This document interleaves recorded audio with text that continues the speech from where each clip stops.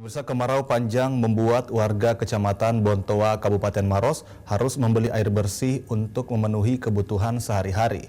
Kondisi ini dialami warga sejak 4 bulan terakhir karena persediaan air bersih di sumur tak ada hujan sudah mengering.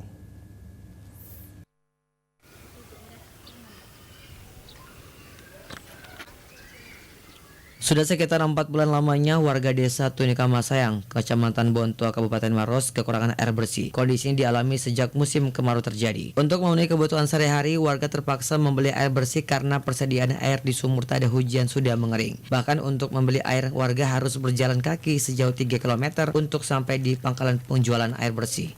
Warga desa setempat, Sri Yuliana, menjelaskan untuk mendapatkan air bersih, ia harus berjalan kaki membawa gerobak, menyusuri jalan setapak yang berbatu untuk sampai di pangkalan penjualan air bersih. Ini airnya untuk diapakan? Untuk masak, mencuci sama mandi. Kenapa beli air, Bu? Karena tidak ada di sini sumur, tidak ada air ledeng. Kekeringan di sini air asing.